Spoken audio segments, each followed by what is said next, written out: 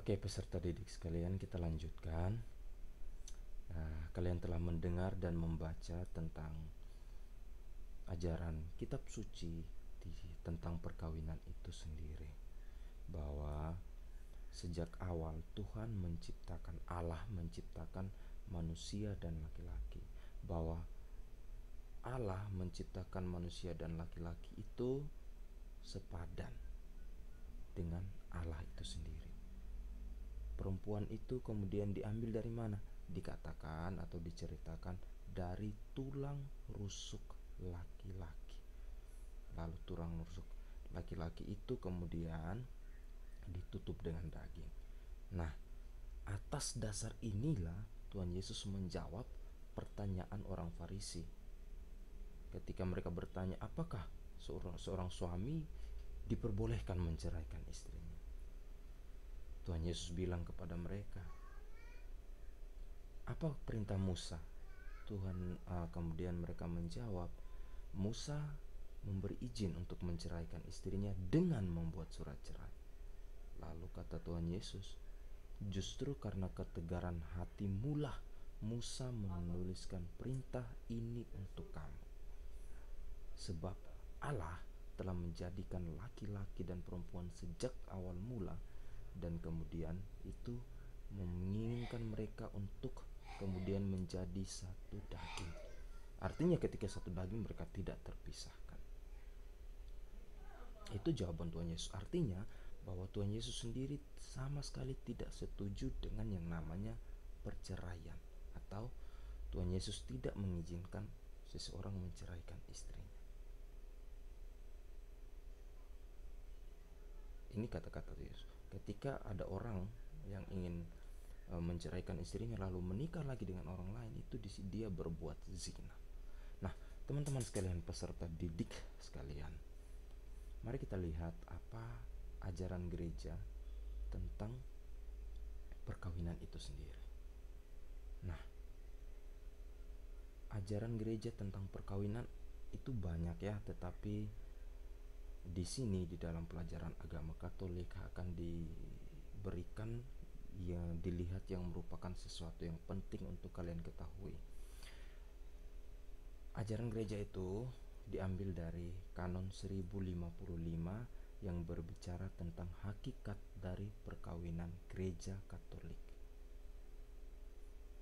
Ya, nanti kita lihat di dalam artikel Gaudium et Spes 148, ini ada dalam Konsili Vatikan kedua. Itu kata Gaudium et Spes atau kata ajaran gereja yang tertuang di sana itu seperti apa? Nanti kita lihat ya. Nah, sekarang teman-teman, perkawinan itu disebut sebagai apa? Perkawinan itu disebut sebagai kebersamaan seluruh hidup antara pria dan wanita. Ya, kebersamaan seluruh hidup itu harus utuh, tidak boleh ada cacatnya. Karena apa? Perkawinan itu menunjuk pada apa? Hubungan antara Tuhan dan umatnya di dalam perjanjian lama, lalu di dalam perjanjian baru antara Kristus dan gerejanya. Ya, tetapi perjanjian itu diungkapkan dalam dimensi personal dari hubungan suami dan istri. Ini harus dipahami dengan baik. Sehingga kemudian perkawinan itu oleh gereja Katolik disebut sebagai suatu sakramen. Nah, perkawinan itu disebut sebagai suatu sakramen ketika perkawinan itu terjadi antara dua orang yang telah dibaptis. Tidak pernah bisa antara satu orang yang dibaptis dengan satu orang yang belum baptis. Itu tidak bisa disebut sebagai sakramen. Nah, seringkali ini terjadi ya perkawinan beda agama, bukan beda gereja ya. Beda gereja itu misalnya antara gereja Katolik dan gereja Protestan. Tetapi beda agama misalnya antara antara Katolik dan Islam.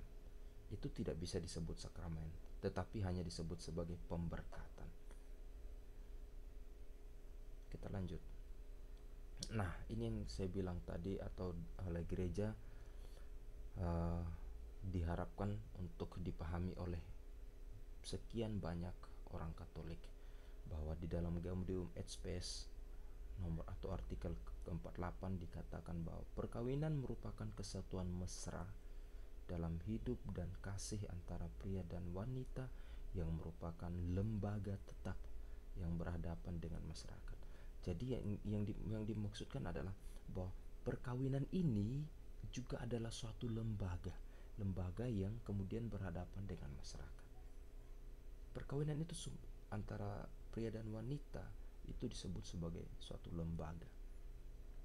Maka kalau lembaga itu kan ada ikatan-ikatan, ada sesuatu yang mengikat, sehingga kemudian itu disebut sebagai suatu lembaga. Nah, seringkali kalau orang hidup bersama ya, tanpa ada ikatan apapun, nah itu yang kemudian tidak bisa disebut sebagai suatu lembaga, karena orang hanya hidup tanpa suatu ikatan. Ikatan itu selalu dikaitkan dengan aturan. Ikatan itu selalu ada yang mengikutinya, konsekuensi-konsekuensi. Nah, kalau orang hanya sekadar hidup bersama, maka tidak ada yang namanya ya, ikatan tertentu. Oke? Nah, pernikahan itu selalu harus terjadi antara seorang pria dan seorang wanita. Nah, saya ingin lanjut kepada bagian berikut ini. Penjelasan terhadap sifat hakiki dari perkawinan yang ada dalam gereja Katolik. Nah, di dalam kanon 100 atau 1055 itu dikatakan bahwa perkawinan itu adalah suatu perjanjian. Nah, suatu perjanjian itu nampak dalam tindakan antara seorang laki-laki dan seorang perempuan untuk membentuk seluruh kebersamaan hidup. Nah, seluruh kebersamaan hidup ini nampak atau mulai ditampakkan sejak seseorang mengucapkan yang namanya janji nikah. Oke, janji nikah di dalam gereja Katolik itu seperti ini ya. Saya bacakan, di hadapan Allah, imam dan saksi. Dengan ini saya ini artinya orang yang ingin menikah, dia menyebutkan namanya, mengambil engkau, siapa yang ingin diambil sebagai istri atau suami. Artinya menyebutkan nama orang. Lalu saya akan setia kepadamu dalam untung dan malang, dalam suka dan duka. Nah, di dalam rumusan perjanjian nikah ini ada beberapa unsur. Pertama, unsur teologis. Unsur teologis itu apa? Melibatkan Allah. Artinya menikah itu tidak hanya di depan manusia, tetapi juga di depan Allah. Nah, selain di depan Allah, mereka juga menikah di depan manusia, yakni di hadapan imam dan saksi. Imam yang menikahkan dan umat yang menyaksikan upacara pernikahan tersebut. Dan kemudian ada subjek yang menikah. Subjek yang menikah itu antara laki-laki dan perempuan tadi. Lalu kemudian ada yang disebut dengan konsensus. Konsensusnya adalah saya akan setia kepadamu dalam untung dan malang, dalam suka dan duka. Inilah yang kemudian disebut sebagai suatu perjanjian atau konsensus. Nah, suatu konsensus atau suatu perjanjian atau perkawinan di dalam gereja Katolik itu akan sah atau diterima ketika tiga hal tersebut atau tiga hal ini diwujudkan atau terwujud atau terbukti sejak awal. Pertama, sungguh-sungguh atau dalam bahasa Latin disebut verus. Artinya apa? Orang menikah itu dengan serius, tidak ada pura-pura. Yang kedua, itu menikah dengan penuh atau bahasa Latinnya plenus. Artinya apa? Menikah tanpa mengecualikan unsur hakiki dari perkawinan. Apa unsur hakiki? Persekutuan seluruh hidup, yakni satu dan tidak terceraikan. Ini dua sifat perkawinan dalam gereja Katolik ya.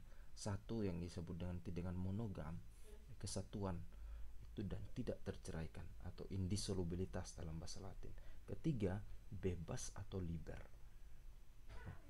Bebas atau liber ini artinya menikah tanpa ada paksaan dari pihak manapun. Ya. Orang harus merasa bebas atas dasar keinginannya sendiri untuk menikah, memilih seseorang yang dirasa bisa untuk mendampingi hidupnya. Nah, Teman-teman peserta didik sekalian, ketiga sifat ini harus ada bersama, tidak bisa salah satu. Jika salah satu ini hilang atau tidak ada sejak awal, maka pernikahan yang telah terjadi itu dikatakan tidak sah. Maka dalam gereja Katolik biasanya itu ada penyidikan kanonik, yaitu biasanya berbulan-bulan sebelum akhirnya orang tersebut atau kedua pasangan tersebut diizinkan untuk menikah secara gereja. Oke, semoga penjelasan ini membuatmu memahami tentang materi panggilan hidup berkeluarga, secara khusus tentang perkawinan di dalam tradisi Katolik. Nah, ini secara saya ulang saja bahwa tadi sifat perkawinan itu adalah satu dan tidak terceraikan ya. Satu itu monogam, artinya perkawinan itu selalu terjadi antara satu orang laki-laki dan satu orang perempuan.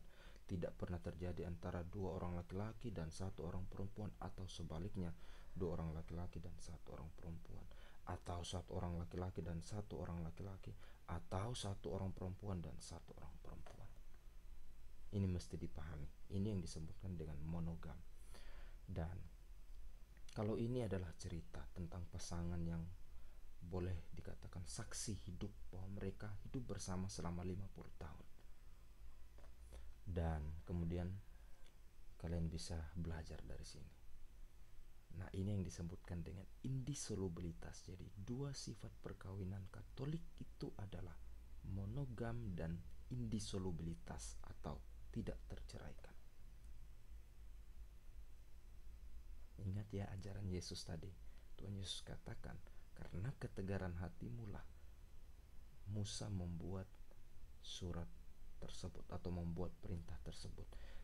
Karena sejak awal mula Allah itu sudah menjadikan satu orang laki-laki dan satu orang perempuan. Dan Tuhan Yesus ingin agar satu orang laki-laki dan satu orang perempuan yang telah menikah itu hidup bersama secara utuh, total, tak ada cacat sampai maut yang kemudian memisahkan mereka. Oke, peserta didik sekalian, teman-teman sekalian, sekali lagi semoga penjelasan ini bisa membantumu untuk memahami materi tentang perkawinan di dalam tradisi Katolik.